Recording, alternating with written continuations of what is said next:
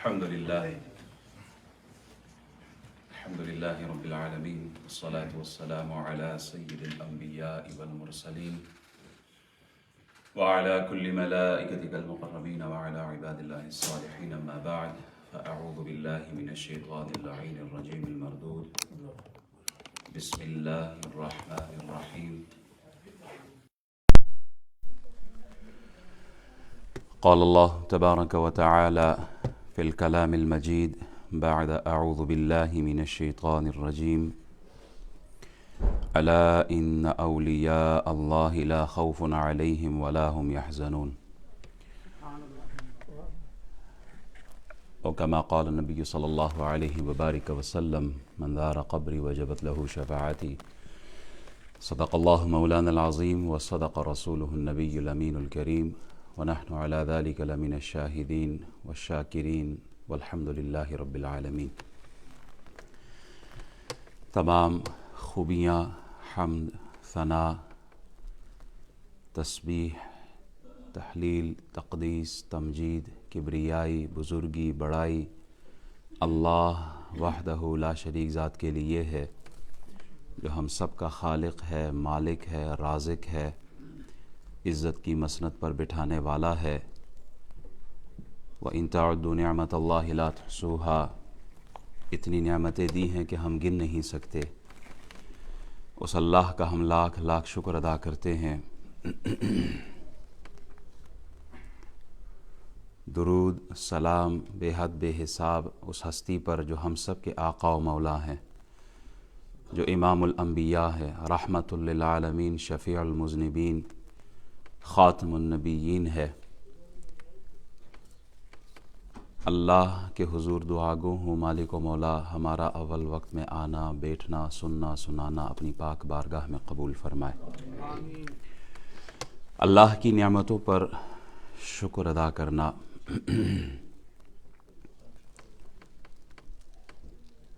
یہ ہم پر لازم ہے، اور اگر اس میں برکت چاہیے لئن شکرتم لازیدنکم، قرآن بھی گواہ ہے۔ اللہ ارشاد فرماتا ہے تم میری دی ہوئی نعمتوں پر شکر ادا کرو، میں اس میں اور اضافہ کرتا رہوں گا۔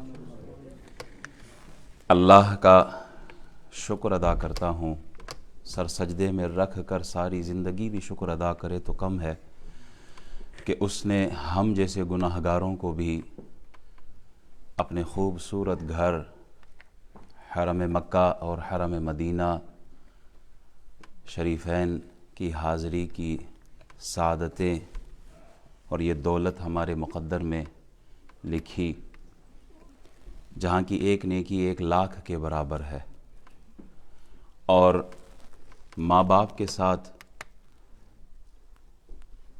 وہ نیکی مزید برکتوں والی ہو جاتی ہے۔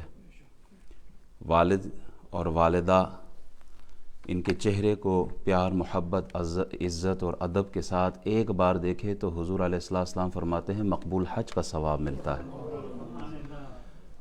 تو ایسی عظیم سعادت کہ وہ ہو بھی حرم مکہ میں اور حرم مدینہ میں، آپ ارب پتی ہو، آپ کے پاس دولت کے انبار لگے ہوں، لیکن یہ سعادت نہ ہو، میں سمجھتا ہوں کچھ بھی نہیں ہے۔ آپ کے پلے دنیاوی کوئی چیز نہیں ہے، لیکن ماں باپ کی دعائیں آپ کے ساتھ ہے، اور حرم میں کھڑے ہو کر آپ کے حق میں دعا کرے تو کائنات کی ساری دولتیں آپ کے مقدر میں آ جاتی ہیں۔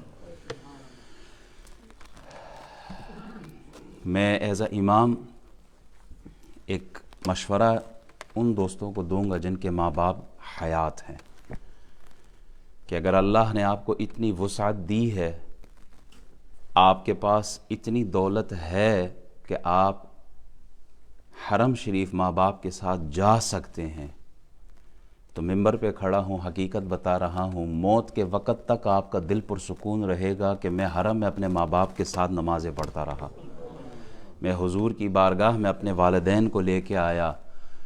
حضور کے پاس آدمی آتا ہے، جہاد کے لیے جاتا ہے، حضور فرماتے ہیں ماں حیات ہے، کہا یا رسول اللہ حیات ہے، جاؤ ماں کی خدمت کرو۔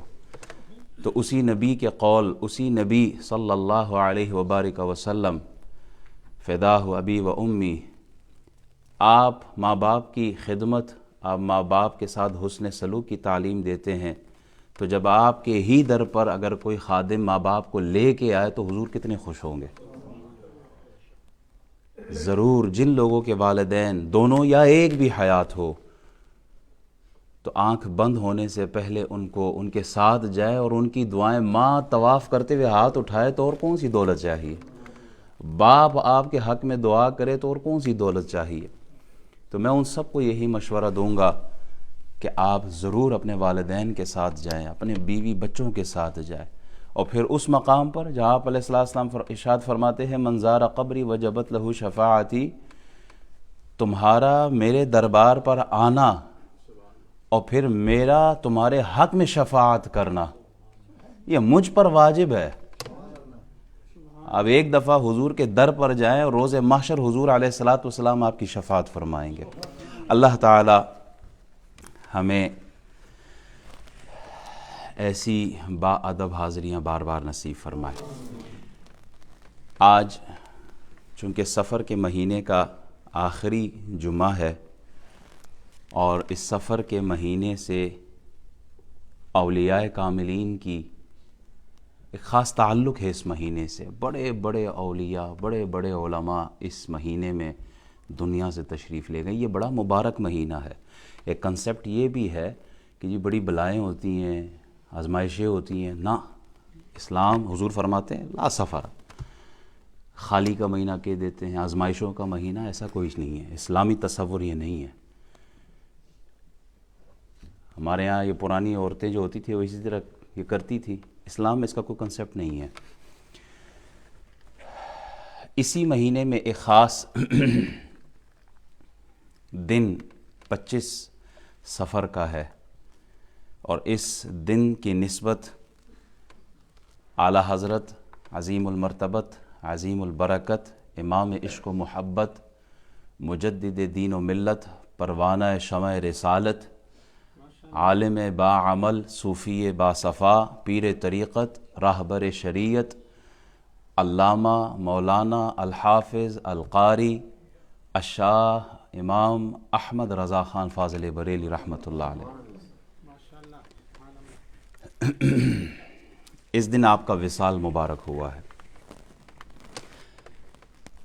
ابو داؤد شریف کی حدیث ہے، حدیث نمبر 4291، حضرت ابو ہریرہ رضی اللہ تعالیٰ عنہ راوی ہے، فرماتے ہیں رسول اللہ صلی اللہ علیہ وسلم نے ارشاد فرمایا ان اللہ عز وجل یبعث لهذه الامة على رأس كل 100 سنة من يجدد لها دینها، یقیناً اللہ تعالیٰ اس امت کے لیے ہر 100 سال کے اختتام و آغاز، رأس اختتام کو کہتے،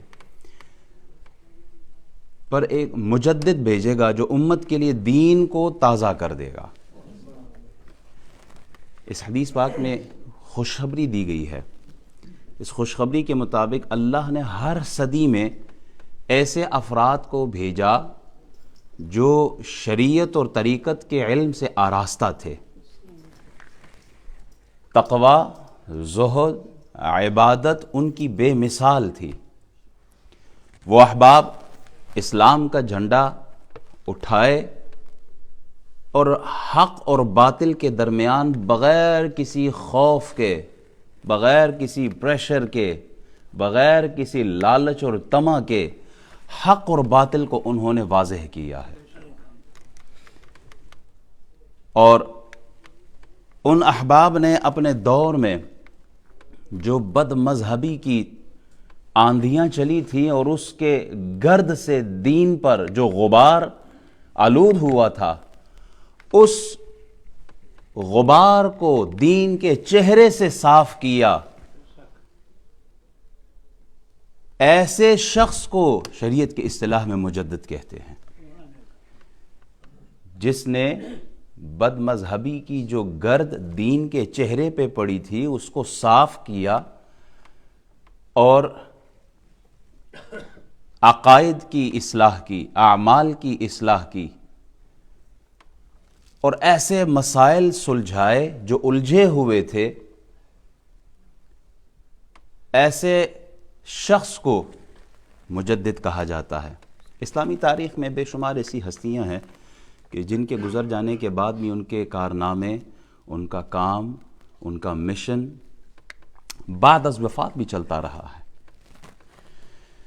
اگر آپ ماضی قریب میں دیکھیں تو جب گمراہیت زور پکڑ رہی تھی، عقیدے بدلے جا رہے تھے، بد مذہبی انجیکٹ کیے جا رہا تھا، حق اور باطل میں فرق کرنا اس وقت مشکل ہو گیا تھا، کیونکہ شہد کی صورت میں زہر، لباس خضر میں راہزن گھوم رہے تھے۔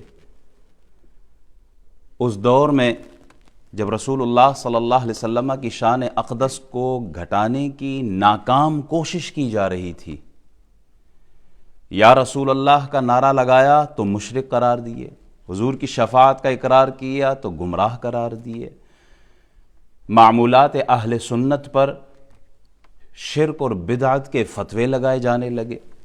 تو ایسے پرفتن دور میں اللہ نے امت کی اصلاح کے لیے امام اہل سنت امام احمد رضا خاں فاضل بریلی رحمت اللہ علیہ کی صورت میں امت کو مجدد عطا فرمایا ہے۔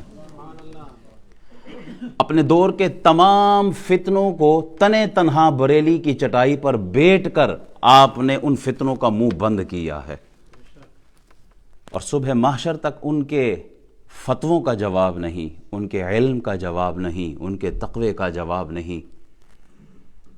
اعلیٰ حضرت فاضل بریلوی رحمۃ اللہ علیہ افغانستان کے تھے۔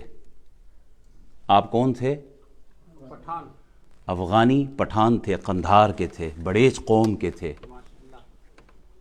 افغانستان سے آپ کا تعلق، ہمیں افغانستان سے اس لیے بھی زیادہ محبت ہے، داتا علی حجویری کا تعلق کہاں سے ہے؟ افغانستان سے ہے۔ ہم یہ جو سرحد، یہ لکیریں جو رکھی ہوئی ہیں، اس کے قائل نہیں ہیں۔ ہم ایک قوم ہے، اور وہ قومیت کیا؟ لا الہ الا اللہ محمد الرسول اللہ صلی اللہ علیہ وسلم۔ وہ امیر اہل سنت مولانا الیاس قادری سے کسی نے پوچھا نا کہ پٹھانوں سے، کہا تھا پٹھانوں سے بڑی محبت ہے۔ کہا کیوں؟ کہا اس لیے کہ میرے امام اہل سنت پٹھان ہے، اس لیے ہمیں پٹھانوں سے محبت ہے۔ ہم قائل لا الہ الا اللہ محمد الرسول اللہ کے ہیں۔ آپ بڑیس قوم سے تعلق رکھتے ہیں، قندھاری پٹھان ہیں آپ کی پیدائش 10 شوال کو 1272 ہجری میں ہوئی ہے، غالباً 14 جون 1856 بنتی ہے اگر میں غلط نہ ہوں۔ آپ کو 13ویں صدی ہجری کے 28 سال 2 ماہ اور 20 دن ملے ہیں۔ 13ویں صدی کے کتنے دن ملے؟ کتنے ایام؟ 28 سال 2 ماہ 20 دن، اور 14ویں صدی کے 45 سال 1 ماہ 25 دن آپ کو ملے ہیں دونوں صدیوں میں۔ اعلیٰ حضرت 4 سال کی عمر میں ناظرہ قرآن ختم کر لیتے ہیں۔ 6 سال کی عمر، چھوٹے سے بچے ہیں، ہم تو 6 سال کے بچوں کو لاتے ہیں مسجد میں کہ داخلہ دلوائیں، 6 سال کی عمر میں بڑے اجتماع سے میلاد النبی صلی اللہ علیہ وسلم کے موضوع پر ایک طویل گفتگو ارشاد فرماتے ہیں، اور پھر 13 سال 10 ماہ 4 دن آپ کی عمر ہے، اور آپ تمام علوم مروجہ جتنے بھی آپ کے علوم آپ نے اپنے والد سے سیکھے، 21 علوم غالباً آتے ہیں، آپ عالم بنے، اور پہلا فتویٰ 13 سال کی عمر میں آپ نے تحریر فرمایا ہے۔ احباب ذرا غور کیجئے گا، 13 سال کی عمر ہے اور آپ عالم، صرف عالم نہیں، آپ مفتی ہیں، اور پہلا رضاعت کے مسئلے پر آپ نے فتویٰ تحریر فرمایا ہے۔ یہ کوئی عام بات ہے؟ ذالک فضل اللہ یؤتیہ من یشاء۔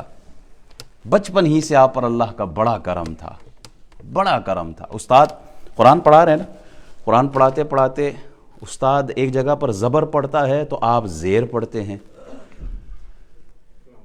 استاد زبر پڑھاتے ہیں آپ زیر پڑھتے ہیں۔ دادا آپ کے بیٹھے ہوئے تھے مولانا رضا علی خاں رحمۃ اللہ علیہ، انہوں نے جب یہ معاملہ دیکھا تو بلوا لیا اور کلام پاک بھی لے آئے۔ جب دیکھا تو کاتب کی غلطی تھی، جہاں استاد زبر پڑھا رہا تھا وہاں واقعی زیر تھی، لیکن غلطی سے اس نے زبر لکھا تھا۔ دادا پوچھتا ہے بیٹا جیسے استاد پڑھا رہا تھا ویسے کیوں نہیں پڑھ رہا تھا؟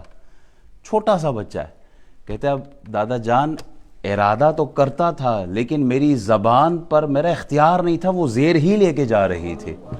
اللہ نے آپ کو بچپن ہی میں غلطی سے محفوظ رکھا ہے. استاد کلاس میں آتے ہیں نا تو ایک بچے نے سلام کیا، السلام علیکم ورحمۃ اللہ. استاد کہتے ہیں جیتے رہو جیتے رہو. اعلیٰ حضرت جہاں آپ کو غلطی کوئی نظر آتی نا تو آپ فوراً اصلاح کرتے تھے. بچپن ہی سے یہ کوالٹی اللہ نے رکھی تھی. تو استاد کو کہتے ہیں استاد جی یہ سلام کا جواب جیتے رہیے یا وعلیکم السلام ہے؟ تو استاد کہتے ہیں وعلیکم السلام ہے. تو استاد جی پراپر جواب دیا کریں نا. تو استاد بڑے خوش ہوئے، دعائیں دی ہیں. مولانا محمد علی جوہر کہتے تھے کہ جس طرح علامہ اقبال نے اپنے اشعار کے ذریعے لوگوں کے دلوں میں قرآن کی محبت بٹھائی ہے، اسی طرح امام احمد رضا خان رحمۃ اللہ علیہ کے اشعار نے لوگوں کے دلوں میں مدینے والے سرکار کی محبت بٹھا دی ہے. اعلیٰ حضرت کے بارے میں ڈاکٹر عبد القدیر وہ کہتے ہیں کہ میں سمجھتا تھا کہ علماء کو سائنس کوئی نہیں آتی ہے، علماء بہت دور ہیں ان چیزوں سے، لیکن جب میں نے اعلیٰ حضرت امام احمد رضا خان کی کتابیں کھول کر دیکھی تو مجھے ان کتابوں میں سائنس کے تجربات نظر آ رہے ہیں. یہ صرف عالم ہی نہیں بلکہ فقیہ بھی تھے، محدث بھی تھے، مفسر بھی تھے. علم اب تک جتنی ان کی کتابیں کھلتی جا رہی ہیں، جو سامنے نظر آتا آ رہا، پہلے تو 50 کا کہا، پھر 75 کا کہا، اب 100 سے اوپر علوم آپ کے دنیا دیکھ رہے ہیں جو آپ نے اپنی کتابوں میں تحریر فرمائے ہیں. 1000 سے زیادہ کتابیں لکھی ہیں، اور جس نے 10 کتابیں ساری زندگی نہیں پڑھی ہوتی وہ بھی اعلیٰ حضرت پر انگلی اٹھاتا ہے. ایک کتاب لکھنے کے لیے کتنی کتابیں پڑھنی ہوتی ہیں یہ ذرا غور کریں. تو جس نے لکھی ہزاروں ہوں تو اس نے پڑھی کتنی ہوں گی؟ اعلیٰ حضرت فاضل بریلوی رحمۃ اللہ علیہ کی ایک کتاب فتاوی رضویہ 33 جلدوں پر ہے، 33 والیومز ایک کتاب کا حال ہے. 22,000 صفحات آپ نے لکھے ہیں. جو آپ سے سوالات ہوئے فتاوی جات میں 6,847 سوال ہوئے، اور ان 6,847 سوالوں میں 1,068 سوال وقت کے بڑے بڑے مفتیوں نے کیے ہیں. آپ کے علم کا اندازہ کوئی کر سکتا ہے؟ فتاوی عالمگیری جو چند ہی جلدوں پر ہے، 500 سے زائد علماء نے بیٹھ کے لکھی ہے، تو میرے امام نے تنہا ایک کتاب فتاوی رضویہ 33 جلدوں پر امت کو تحفہ دیا ہے. تیمم کا مسئلہ ہے نا، تیمم کے مسئلے پر کس مٹی سے تیمم ہے کس سے نہیں ہے آپ نے تحقیق کی. 181 چیزوں کا ذکر کیا کہ ان سے تیمم جائز ہے، اور 131 کا ذکر کیا کہ ان سے تیمم ناجائز ہے. وہ اتنی مٹی کے بارے میں معلومات تو یہ جو معدنیات کے جو ماہر ہوتے ہیں یہ بھی ان کے نام نہیں بتا سکتے جتنا اعلیٰ حضرت نے سب کچھ بتایا ہے. میتھمیٹکس کا ایک سوال تھا، علی گڑھ یونیورسٹی کے وائس چانسلر تھے سر ضیاء الدین، وہ اس میتھمیٹکس کے کوشچن کو حل نہیں کر پا رہے تھے تو وہ جرمن جانے کا ارادہ رکھ رہے تھے. تو اسی یونیورسٹی میں ایک استاد تھے اسلامیات کے جو کہ اعلیٰ حضرت کے ہی معتقد تھے.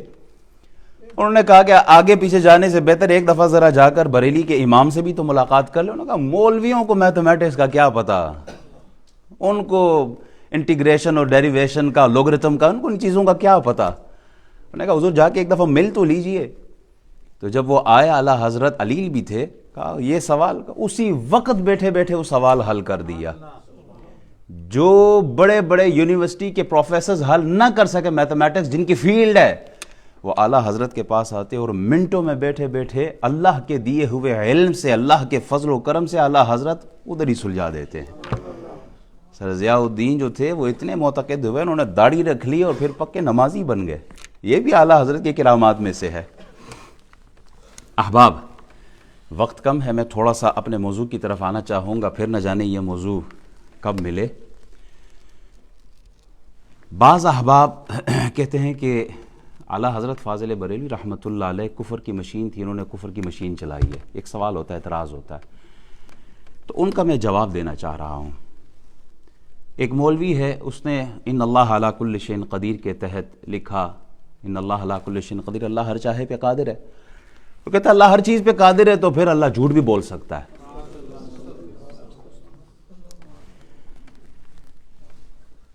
ہمارا جو اختلاف ہے، آپ ایک چیز ہمیشہ دیکھتے ہوں گے، میں ممبر پہ جب بھی کھڑا ہوتا ہوں میں وحدت کی بات کرتا ہوں، میں اتحاد کی بات کرتا ہوں، میں یونٹی کی بات کرتا ہوں، فساد سے بچنے کی بات کرتا ہوں، لیکن ایک چیز بہت کلیئر رہے، وہ یہ کہ یونٹی بلال حبشی سے ہو سکتی ہے، ابو جہل سے نہیں ہو سکتی۔ اگر کل کوئی مجھ سے کہے کہ امام صاحب آپ اتحاد کی بات کرتے ہیں تو مرزا قادیانی سے بھی ہاتھ ملائیں، تو میں ہاتھ اپنا کٹوا تو سکتا ہوں، قادیانی کے ہاتھ میں ہاتھ نہیں دے سکتا۔ یہ چیز سمجھ آ رہی ہے جو میں کہنا چاہ رہا ہوں؟ ہم عقیدے پہ کمپرومائز نہیں کر سکتے۔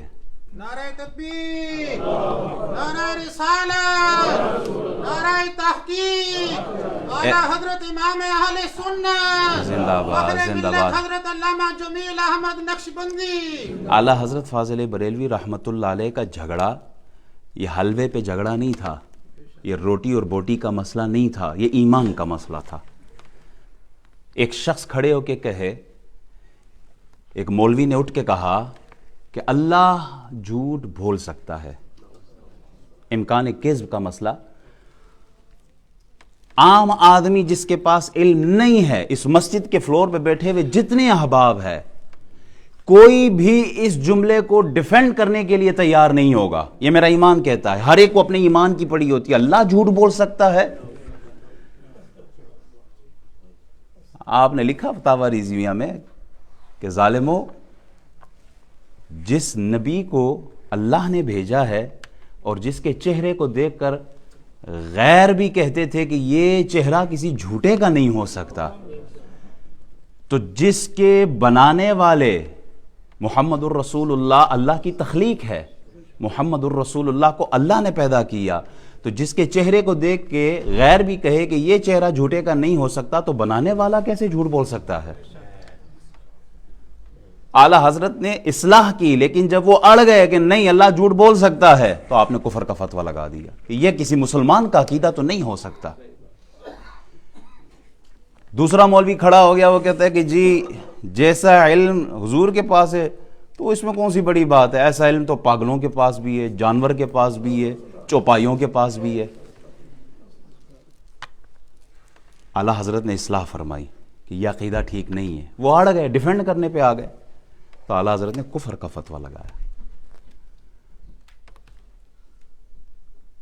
قادیانیت کا مسئلہ اٹھا، ختم نبوت کے حوالے سے اعلیٰ حضرت نے ڈیفینڈ کیا ہے حضور علیہ السلام کی ناموس کو۔ اسی طرح نماز میں رسول اللہ صلی اللہ علیہ وسلم کا خیال آ جائے، یہ میں وہ باتیں کر رہا ہوں جو چھپی نہیں ہیں بلکہ چھاپی گئی ہیں، کتابوں میں موجود ہے، آج بھی موجود ہے۔ رسول اللہ صلی اللہ علیہ وسلم کا خیال نماز میں آ جائے تو اس سے بہتر ہے کہ اپنے گھر کے گدھے اور بیل کا خیال لے کے آئے۔ میں سوال آپ سے کرتا ہوں، فاضل بریلوی کو چھوڑ دیں، وہ تو 100 سال ہو گئے نا، ان کو ایک طرف کر دیں۔ آج کے ایک عام مسلمان سطحی علم رکھنے والا بھی کیا یہ جملے رسول اللہ کی شان میں بولے جا سکتے ہیں؟ عام آدمی سے پوچھتا ہوں۔ تو جن کے پاس اتنا علم تھا کہ اگر وہ فتویٰ نہ لگاتے، بقول انہی کے نیاصر، وہ کوثر نیازی نے لکھا ہے کہ میرے استاد الیاس کاندلوی کہتا تھا کہ اتنا علم تھا اس کے پاس، اگر وہ فتویٰ نہ لگاتا تو اپنے علم کی روشنی میں خود کافر ہو جاتا۔ اشرف علی تھانوی نے یہی لکھا ہے۔ تو اعلیٰ حضرت نے پھر اس کے بعد ان چنیدہ افراد پر فتویٰ لگایا، اور جو ان کے عقیدے پر ہے ان پر بھی وہی فتویٰ ہے۔ رسول اللہ صلی اللہ علیہ وسلم کی ناموس پر جس طرح پہرا امام اہل سنت نے دیا، آج اگر ہم بچے ہوئے ہیں نا، ایمان سے کہہ رہا ہوں، آج اگر ہم بچے ہوئے ہیں تو یہ صدقہ امام اہل سنت کا ہے۔ آج ہمارا عقیدہ محفوظ ہے، ہم نہ رافضی ہیں، نہ ناصبی ہیں، نہ خارجی ہیں، ہم کسی اور عقیدے کے نہیں ہیں، ہم اہل سنت و جماعت ہے، اور یہ صحرا کہ ہمارے عقیدے کی حفاظت کی ہے، یہ اکرام، یہ نعمت، یہ فضل اللہ نے امام احمد رضا کو عطا فرمایا ہے۔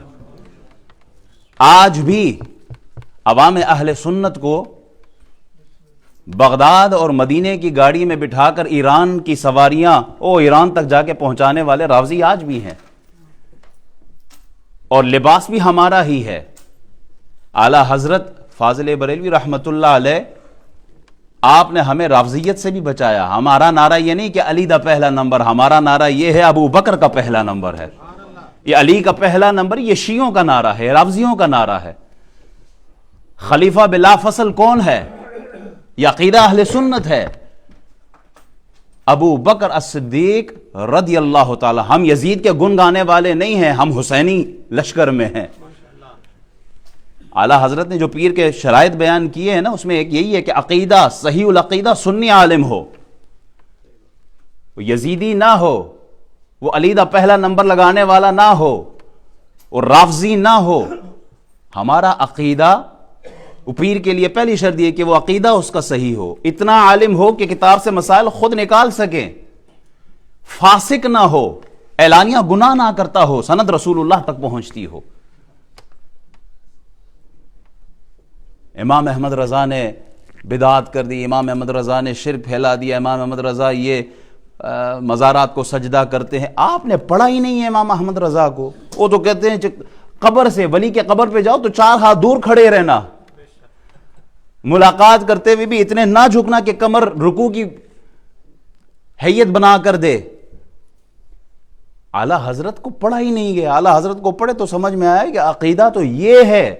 یہ ہمارے یہ جو مزاروں پر بنگی چرسی موالی بیٹھے ہوتے ہیں، بنگ کے نشے میں جو دمالے ڈال رہے ہوتے ہیں، جن کو نہ عقیدے کا پتہ، نہ شریعت کا پتہ، نہ احکام الہی کا پتہ، نہ قرآن کی تعلیمات کا پتہ، نہ سنت رسول اللہ کا پتہ، ان کو اٹھا کر ہمارے کھاتے میں ڈال دیا جاتا ہے کہ جیسے سارے بریلوی، ان کو تو کلمہ پڑھنا نہیں آتا، یہ مزاروں پہ کیا ہو رہا، شرک ہو رہا۔ سجدہ اگر عبادت کی نیت سے ہو تو اعلیٰ حضرت فرماتے ہیں یہ کفر ہے، اور اگر تعظیم کی نیت سے ہو تو بھی حرام ہے، ہمارے ہاں جائز نہیں ہے۔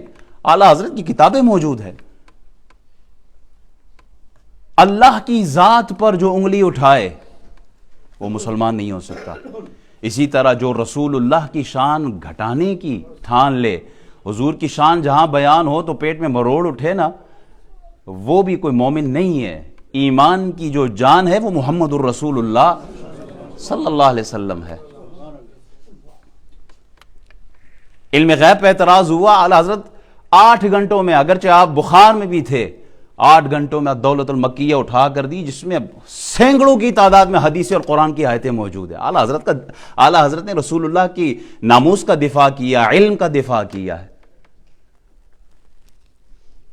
تو یہ لڑائی نہ حلوے کی ہے، نہ روٹی کی ہے، یہ لڑائی ایمان کی ہے۔ ساری زندگی آپ نے گالیاں سنتے رہے، آپ جواب نہیں دیا کسی کو، اور خوش بھی ہوتے تھے، کہتے ہیں مجھے گالیاں دو، اس لیے کہ تمہاری توپوں کا رخ رسول اللہ سے ہٹ کر میری طرف ہو گیا، میری سرکار کی شان عظمت سے بلند ہوتی جا رہی، مجھے گالیاں دو، نو پرابلم، کوئی جواب کوئی نہیں دکھا سکتا کہ اعلیٰ حضرت نے اپنی ذات کے حوالے سے کہیں کوئی گلہ شکوہ کیا ہو کہ مجھے فلاں نے گالی دی ہے، کہیں پر نہیں، حضور کو ڈیفینڈ کرتے رہے۔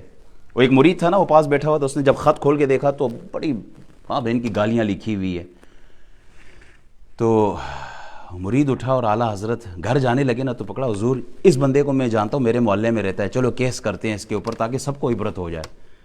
اعلیٰ حضرت گھر چلے گئے، اندر گئے اور کچھ خط اٹھا کے لے آئے، خط اٹھا کے لگا یہ پڑھو، تو وہ پڑھو، اس میں بڑی بڑی تعریفیں، بڑا خوش ہوا۔ تو آپ نے فرمایا پہلے ہی جنہوں نے تعریفیں کی ہیں نا، ان کو کوئی انعام دیو۔ انہوں نے کہا حضور اتنی حیثیت ہے نہیں میرے پاس کہ میں ان کو انعام دوں۔ کہا جب انعام نہیں دے سکتے تو کسی کو نقصان بھی نہ دو، چھوڑ دو۔ اعلیٰ حضرت عشق و محبت کی ایک نشانی ہے، حضور علیہ الصلوۃ والسلام سے ٹوٹ کر محبت کرنے والے، عالم ہونے کے ساتھ ساتھ ایک بہت اچھے انسان تھے۔ جب وراثت کا مال آیا نا، سارا اٹھا کے ماں کی خدمت میں پیش کر دیا، امی جان یہ آپ کا، اپنا حق سب ماں کو دیا، اور جب کبھی کوئی کسی چیز کی ضرورت ہوتی تو ماں کے پاس جاتے اور پیسے لیتے۔ ہم اعلیٰ حضرت کا نعرہ لگاتے ہیں نا، ہم بھی ایسا عمل پیش کریں کہ اپنی جو بھی کمائی آتی ہے ماں باپ کو دیں، ابا جان امی جان یہ رکھیں آپ، اور پھر آپ اپنی ضرورت کے لیے ان سے جا کے پیسہ لیں۔ ماں باپ آپ کے آگے ہاتھ نہ پھیلائے کہ بیٹا مجھے کسی چیز کی ضرورت ہے، مجھے کوئی 10-15 پاؤنڈ تو دو، نہیں، بلکہ آپ ماں باپ کے آگے ہاتھ پھیلا کے کہیں گے مجھے کوئی چیز. ایک آدمی آیا، اس نے ایک شکایت لگائی کہ آپ کے چھوٹے بھائی نا محمد رضا خان، انہوں نے اپنی بیوی کے لیے سونے کا کنگن لے لیا ہے. گھر بچاتے کیسے ہیں یہ بھی اعلیٰ حضرت نے سکھایا. بھائیوں کے درمیان ہوتے ہیں، بھابھی نے یہ چیز دے دی، بھابھی نے وہ کر دی، نند بھابھی دیور، یہ سارا کچھ چل رہا ہوتا ہے نا. گھر تباہی اسی لیے ہوتے ہیں، ایک دوسرے کو جکڑے رکھتے ہیں. اعلیٰ حضرت فرماتے ہیں خوش ہوئے کہ اگر میرے بھائی نے اپنے مال سے سونا لیا تو میں خوش ہوں کہ اللہ نے اس کو مال دیا، اور اگر میرے مال سے اس نے سونا لیا تو میں خوش ہوں کہ بھائی نے میرے مال کو اپنا بال سمجھ لیا. گھر اس طرح بچائے جاتے ہیں. اعلیٰ حضرت فاضل بریلوی رحمۃ اللہ علیہ نے دین بیچا نہیں ہے. ایک آدمی آیا نا، مٹھائی لے کر آیا، تو آپ پوچھتے ہیں خیر ہے کیسے آیا؟ کہا حضور بس سلام کرنے آیا تھا. پھر تھوڑی دیر بعد پوچھا خیر کیسے آیا؟ حضور سلام کرنے آیا تھا. تیسری بار پوچھا، وہ مٹھائی کا ڈبہ آپ نے اندر بھجوا دیا گھر. تو آدمی آگے کہتا ہے حضور مجھے ایک تعویذ چاہیے تھا. تو اعلیٰ حضرت نے کہا 3 دفعہ میں نے پوچھا کہ کیسے آئے ہو، تو آپ نے جواب نہیں دیا، اور اب جب مٹھائی بھیج دی تو آیا، تو آپ نے گھر سے مٹھائی واپس منگوائی اور تعویذ اس کو دے دیا. تو آپ نے ارشاد فرمایا میں امام احمد رضا تعویذ نہیں بیچتا، تعویذ دین نہیں بیچتا. احمد رضا تعویذ بھی پکڑا اور مٹھائی واپس بھیج دی اس کے ساتھ. ایک جگہ تیل لینے گئے نا، تو ایک آدمی نے کہا امام صاحب ویسے تو قیمت مثال کے طور پہ 5 پونڈ ہے، لیکن آپ عالم دین ہیں، آپ 2 پونڈ دے دیں، تھوڑا سا آپ کم کر کے آپ سے لوں گا. اعلیٰ حضرت نے پوری رقم ہاتھ میں تھما دی اور کہا کہ احمد رضا علم نہیں بیچتا، اپنا 2 آنے میں اپنا علم نہیں بیچتا امام احمد رضا. یہ ہمارے لیے بھی سبق ہے، ان لوگوں کے لیے کہ جو ایسے منصب پر ہو نا، تو دین بیچا نہیں جاتا، تعویذ بیچے نہیں جاتے. فتوے، جب آپ کوئی فتویٰ پوچھتا تو ساتھ میں لکھتا کتنا خرچہ آیا، تو آپ نے کہا اللہ کے بندو فتوے کے لیے بھی کوئی پیسے چاہیے؟ یہ تو دین ہے. احمد رضا دین نہیں بیچتا. سید زادوں کا ادب احمد رضا نے سکھایا ہے. ہم پیر کے ہاتھ میں بیعت ہوتے ہیں تو کہتے ہیں اللہ روز محشر ان کے صدقے ہماری بخشش فرما. آپ کے پیر آل رسول سید زادے ہیں. آپ کہتے ہیں کہ اگر اللہ نے روز قیامت روز محشر مجھ سے پوچھا آل رسول کیا لے کر آئے ہو، تو آپ نے نہ نماز کا ذکر کیا، نہ روزے کا ذکر کیا، نہ تلاوت کا ذکر کیا. آپ کے پیر و مرشد آل رسول فرماتے ہیں اللہ اگر قیامت کے دن مجھ سے پوچھا کیا لے کے آئے ہو، تو اعلیٰ حضرت امام احمد رضا کا ہاتھ پکڑ کے کہوں گا مالک تیرے حضور احمد رضا لے کر آیا ہوں. نعرہ تکبیر، نعرہ رسالت، نعرہ تحقیق، امام اہل سنت زندہ باد. عشق و محبت، عشق و محبت. اعلیٰ حضرت اعلیٰ حضرت کے لگتا ہے کوئی سننے والے نہیں ہے ادھر. عشق و محبت، عشق و محبت، عشق و محبت، عشق و محبت. ہم نے محبت، ابھی تو میں نے رسول اللہ کی محبت پر کلام ہی نہیں کیا. جس طرح آپ کو عشق تھا رسول اللہ صلی اللہ علیہ وسلم سے. جاتے ہیں آپ روزہ اقدس پر، ایک دفعہ 23 سال کی عمر ہے، اور پھر دوسری دفعہ جب گئے تو 52 سال آپ کی عمر تھی، اور پھر اسی سال غالباً کراچی آئے تھے آپ. 52 سال کی عمر ہے، حضور کے روزے پہ جاتے ہیں، وہ سوئے لال ہزار پھرتے ہیں، میرے دن ہے بہار پھرتے ہیں. حضور کی جالیوں کے سامنے بیٹھے یا رسول اللہ زیارت کرائیں اپنی. زیارت کوئی نہیں ہوئی. پھر آپ تڑپ کے لکھتے ہیں تیری بات رضا، تیری بات کیوں رضا کوئی پوچھے، تجھ سے کتے ہزار پھرتے ہیں. تو کیا چیز ہے، خود لکھتے ہیں اپنے آپ کو کہ تو حضور جیسی ہستی سے زیارت طلب کرے. اور پھر یہ بھی تاریخ شاہد ہے، سر کی آنکھوں سے جاگتے ہوئے رسول اللہ نے اپنا دیدار کروایا ہے اعلیٰ حضرت کو. تیری بات ہر کوئی پوچھے رضا، ہم تو یہی کہتے ہیں ہر ایک آپ ہی کی بات کرے، اس لیے کہ آپ عشق اور محبت کے اس مقام پر تھے جس کے لیے جتنے بھی تیر آپ کی طرف چلائے جائیں آپ پر کوئی تیر اثر انداز نہیں ہو سکتا. ولی کامل تھے اور مومنانہ فراست رکھتے تھے.